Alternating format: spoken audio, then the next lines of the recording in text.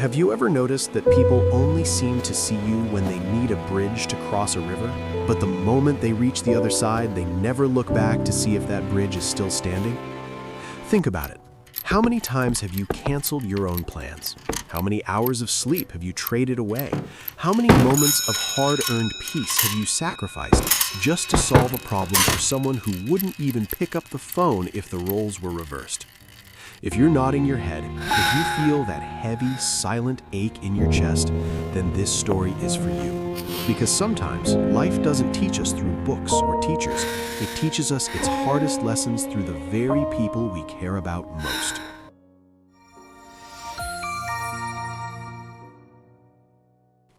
Once, in a quiet town nestled between rolling green hills and ancient trees, there lived a man named Daniel.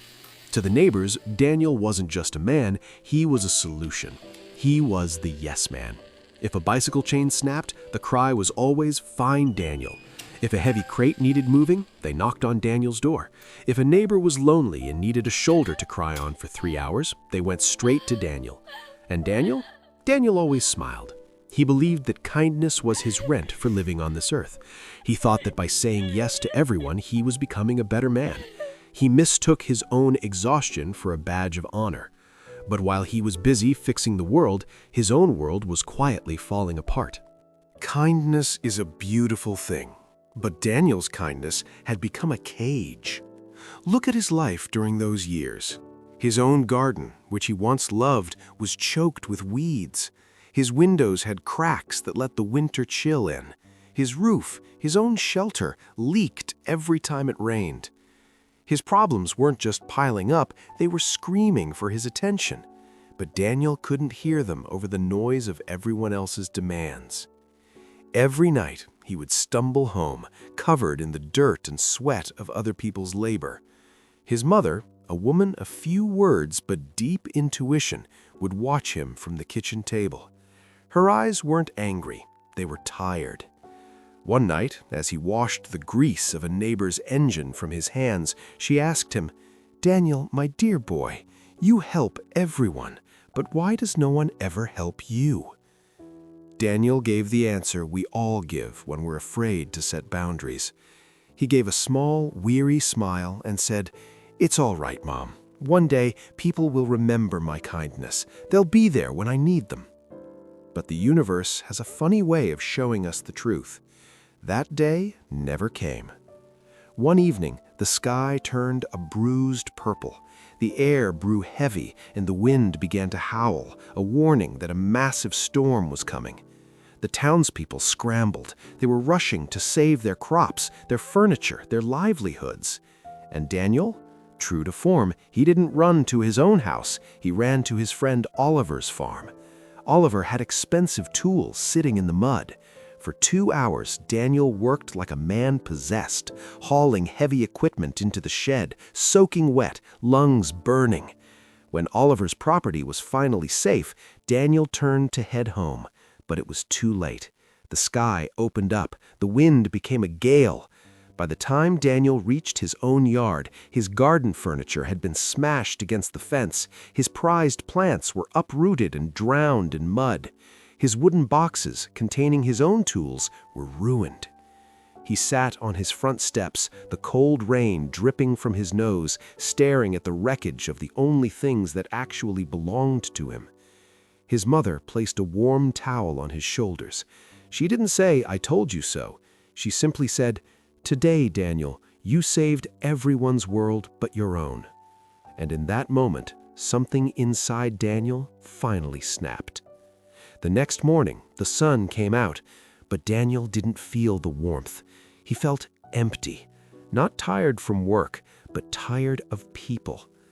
He walked to the edge of town where a wise retired teacher named Mr. Harris lived.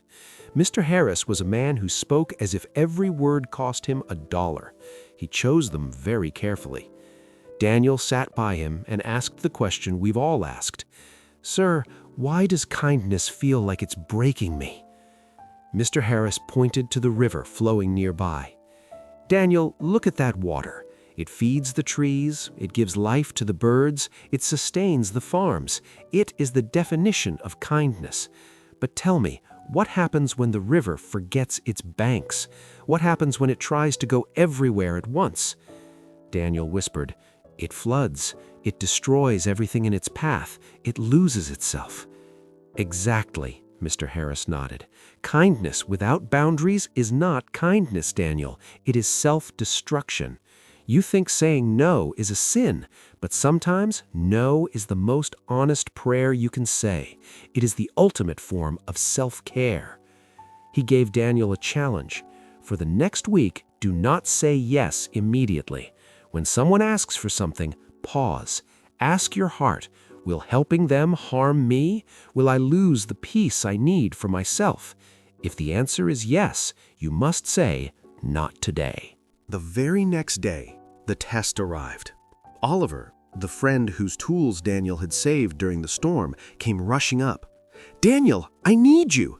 I've got a heavy crate that needs moving right now." Daniel looked at Oliver. Then he looked at his own fence, which had been broken for months. He felt the old habit rising in his throat, the urge to say, "Sure, no problem." But he took a breath. He felt the weight of his own needs. "Oliver," Daniel said firmly but calmly, "I'm sorry. Today, I need to fix my own fence. I can help you later, perhaps, but not today." Oliver's face transformed. He didn't look grateful for the years of past help. He looked shocked. He looked angry. "You're saying no? You never say no." Oliver walked away in a huff. Daniel felt a pang of guilt, that good person guilt that keeps us trapped. But as he picked up his hammer and began to repair his own fence, something changed. For the first time in years, he wasn't working for a thank you that would never come. He was working for himself. By sunset, the fence stood straight, and Daniel felt a strange new sensation: pride. Over the next few days, more neighbors came, small favors, carry this, fix that. Daniel remained polite, but he remained firm. "I'm busy with my own work today." Some people stayed upset, others just shrugged and moved on. But Daniel noticed something incredible. He wasn't exhausted, he wasn't resentful. When he sat down for dinner, he felt light, he felt whole. Then the rain returned. This time, Daniel's roof began to leak seriously. In the past, Daniel would have waited, hoping that one of the dozens of people he had helped would show up with a ladder. He waited. He watched the road. Not a single person came. He could have been bitter. He could have cried about the unfairness of it all. But instead, Daniel felt a surge of power. He didn't need them. He went to his shed, grabbed his tools, and climbed the ladder himself. It was hard work. It took hours. But when he was done, he sat under a dry roof and realized the most important lesson of his life. The only person you can truly depend on is the one you see in the mirror. Weeks turned into months. Daniel's house became the most beautiful in town, not because he was rich, but because he finally had the time to care for it. His garden bloomed, his health improved, and something unexpected happened. People started respecting him. When he was always available, people treated him like a tool, something to be used and tossed aside. Now that he had boundaries, they treated him like a man. Oliver started fixing his own equipment. The neighbors stopped calling for trivial things. They realized Daniel's time was valuable because Daniel realized his time was valuable. One afternoon, Mr. Harris visited. He looked at the neat yard and the spark in Daniel's eyes. "So," the old man smiled, "did the world fall apart when you stopped saying yes to everyone?" Daniel laughed. "No, sir. My world finally started coming together." As we close this story, I want to ask you again, are you like the old Daniel? Are you pouring your water into everyone else's cup while your own throat is parched? Listen to me. Saying no doesn't make you selfish. It makes you strong. It means you are choosing peace over pressure. Your time, your energy, and your heart are the most precious things you own. If you don't protect them, no one else will. The world will only respect you when you start respecting yourself. Start today. Say yes to yourself and watch how your life begins to change.